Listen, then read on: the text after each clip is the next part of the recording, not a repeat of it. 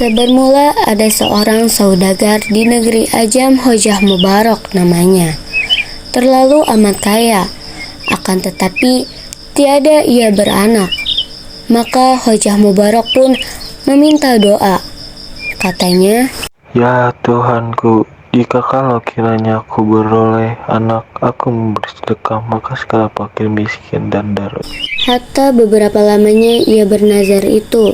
Maka dengan takdir Allah hendak melimpahkan rahmat di atas hambanya, maka saudagar Hojah Mubarak pun beranaklah istrinya seorang laki-laki terlalu baik rupanya. Maka Hojah Mubarak pun terlalulah sukacita hatinya. Maka dinamakannya anaknya itu Hojah Maimun dan dipeliharakannya dengan sepertinya. Setelah datangnya umurnya Hojah Maimun 5 tahun, maka terlalulah baik pekertinya serta bijaksananya. Maka diserahkan oleh bapaknya Hojah Maimun mengaji kepada muallim Sabian. Hatta beberapa lamanya, maka Hojah Maimun itu pun tahulah mengaji dan terlalu fasih lidahnya serta banyak ilmu yang diketahuinya. Maka datanglah umur Hojah Maimun 15 tahun. Maka dipinangkan oleh Hojah Mubarak, anak seorang saudagar amatlah kayanya dalam negeri Ajam itu juga. Dan anaknya itu amatlah elok parasnya, namanya Bibi Zainab. Maka Hojah Maimun itu pun dinikahkan dengan anak saudagar itu. Maka duduklah Hojah Maimun berkasih-kasihan dengan istrinya Bibi Zainab itu. Hatta beberapa lamanya Hojah Maimun berisi itu. Kepada suatu hari ia pergi bermain-main ke pekan. Maka bertemu dengan seorang laki-laki membawa burung bayan jantan seekor. Maka kata Hojah, "Ya laki-laki, engkau jual ke burung itu, kalau sampai harganya, hamba jual juga. Berapa harganya?" "Hai Hojah Maimun, sungguhlah hamba ini sekepal, tetapi hati hamba di mana Tuhan hamba tahu, akan sekalian alam di bawah tilik hamba, dan hamba ini bukannya seperti unggas yang lain, tetapi bukan hambai daripada unggas surga, bukan daripada bangsa malaikat, dan bukan juga hamba daripada jin, tetapi hamba Allah Ta'ala, senantiasa memuji Allah Azza wa Jalla. Dan akan hati hamba ini yang akan datang 10 hari sudah hamba ketahui sebarang hal. Adapun akan sekalian ini 3 hari lagi datanglah khalifah dan negeri Babel hendak membeli dagangan yang bernama Sanba. Jika kalau Tuhan hamba hendak membeli hamba, bertanggungllah dahulu kepada orang yang menjual hamba ini, dan Tuhan hamba kampungkanlah Sanba dan negeri ini. Apabila datang khalifah itu, Tuhan hamba juallah, insya Allah daripada lebah sandal itu Tuhan hamba berikan hamba. Tuhan hamba berikanlah hamba burung ini, dari hal harganya hamba minta bertanggung dahulu. Ambillah oleh Tuhan hamba." Maka Hojah Maimun pun mengambil bayan itu, dibawanya kembali ke rumahnya, serta diperbuatkannya sangkaran terlalu indah-indah. Setelah sudah, maka Hojah Maimun pun menghimpunkan dagangan yang bernama Sanbal itu. Mana-mana yang ada di dalam negeri Ajam itu habis dibelinya. Hatta datang ketiga harinya, maka datanglah kafilah dari negeri Babel hendak membeli dagangan Sanbal beberapa kafilah. Tiada dapat kepada tempat yang lain, hanyalah kepada Hojah Maimun juga. Maka terlalulah sangat sukacita hati Hojah Maimun beroleh laba ganda berganda itu, maka dibayarnyalah harga bayan itu. Hatta beberapa lamanya di antara itu, kepada suatu hari Hojah Maimun berjalan di pekan, maka ia bertemu pula orang berjual burung tiung betina seekor. Maka dibelinya oleh Hojah Maimun, lalu dibawanya pulang ke rumahnya, ditaruhkannya hampir sangkaran bayan itu juga. Alkisah maka diceritakan oleh orang yang mempunyai cerita ini. Adapun Hojah Maimun selama ia beroleh 2 ekor unggas itu, maka sehari-hari tiada kali emas datang bertimbun-timbun seperti bukit. Maka akan Hojah Maimun itu sehari-hari ia mendengarkan hikayat daripada kedua ekor burung itu. Berbagai-bagai yang ajaib-ajaib dihikayatkannya. Sekali peristiwa, Pada suatu hari, Hojah Maimun itu duduk berkata-kata dengan 2 ekor unggas itu akan perihal ihwal manfaat perniagaan di laut. Maka Hojah Maimun pun beranilah rasa hati pada ketika ia hendak pergi berlayar. Maka ia pun pergilah mendapat istrinya seraya berkata, Hai kekasihku, ketahui olehmu, bukanlah manusia ini selama-lamanya dapat tiada, akan berpindah juga dan tiada kekal kepada suatu masa, karena segala hartanya yang dihimpunkan itu semuanya jika tidak dicari tambahannya, niscaya berkuranglah juga adanya. Bermula segala orang yang tiada berdirham tiada manfaat hajatnya, karena dirham itu mau nanggung sukaan pekerjaannya. Sekarang hamba dengar perniagaan laut itu terlalu besar, labanya daripada perniagaan di darat. Berilah izin akan daku olehmu, supaya aku pergi berlayar. Benar semata seperti kata Tuhan hamba itu. Tetapi, sungguh pun perniagaan di laut itu sangat besar labanya. Bahayanya pun amat besar. Tiada seharusnya Tuhan hamba pergi. Karena harta dunia ini nyawa yang mulia tersering ke dalamnya.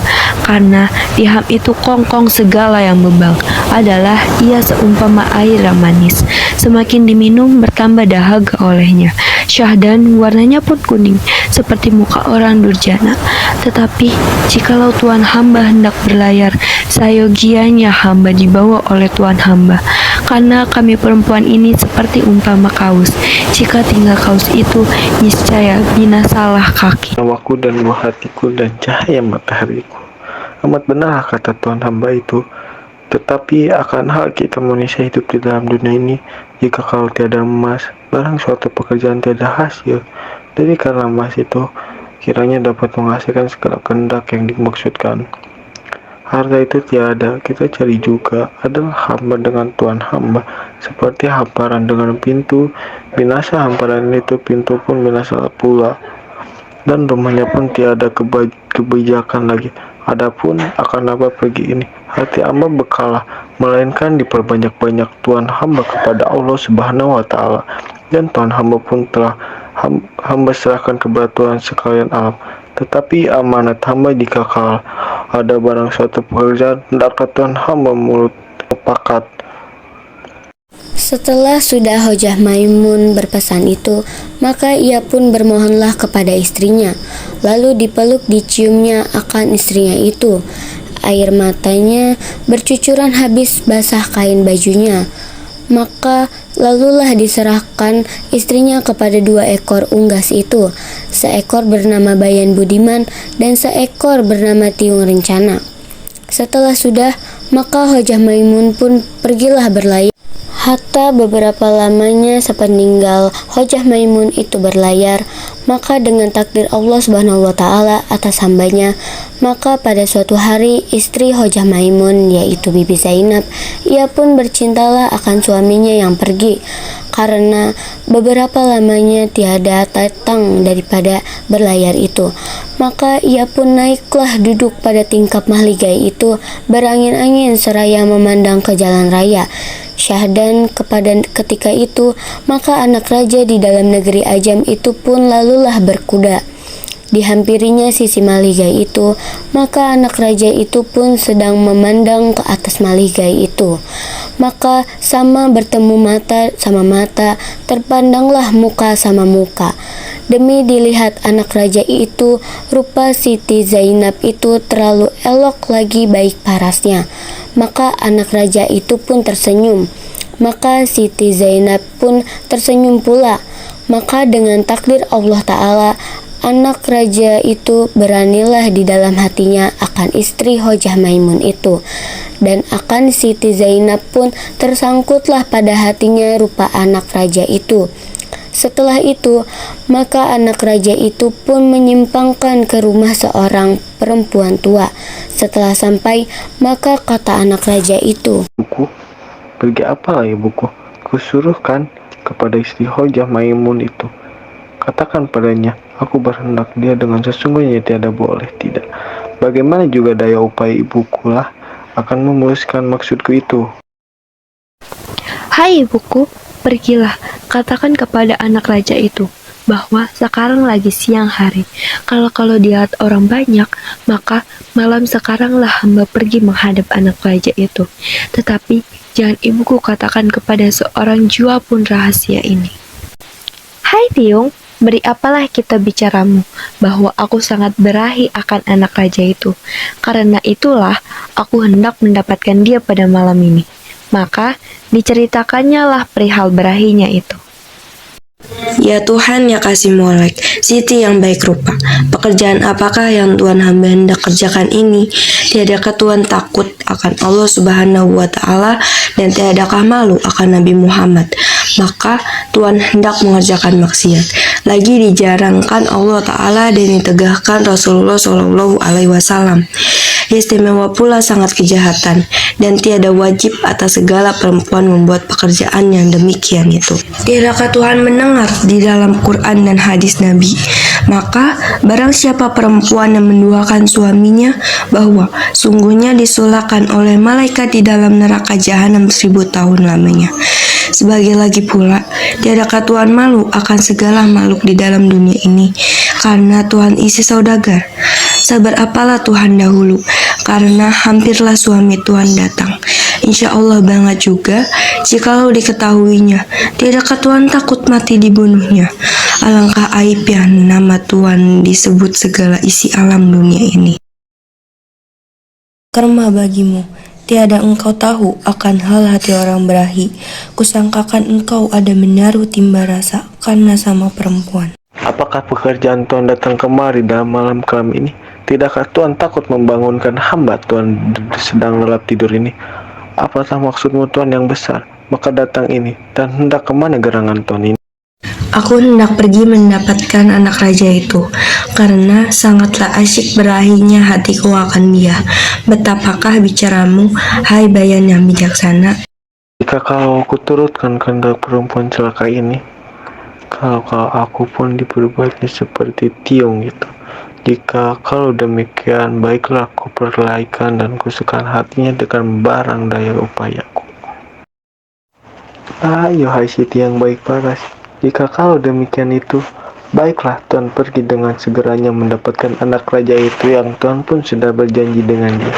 Supaya jangan Tuhan mungkir kata kepada anak raja itu, dan Tuhan terlalu sekali bebal oleh bertanya kepada Tiung itu. Sebab karena ia pun betina, walau sebagaimanapun kali pun adalah juga ia menaruh dengki akan Tuhan. Semoga-moganya belum terlanjur pekerjaan Tuhan itu. Jika kau sudah terlanjur, niscaya binasa Tuhan, maka ialah kelak akan memberitahu kepada suami Tuhan.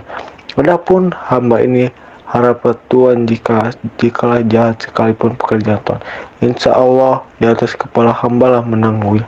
Jika datang suami Tuhan pun tiada mengapa, daripada hamba ini pun hendak berbuat baik kepada Tuhan dan berbuat muka kepada suami Tuhan itu. Baiklah Tuhan segera pergi. Kalau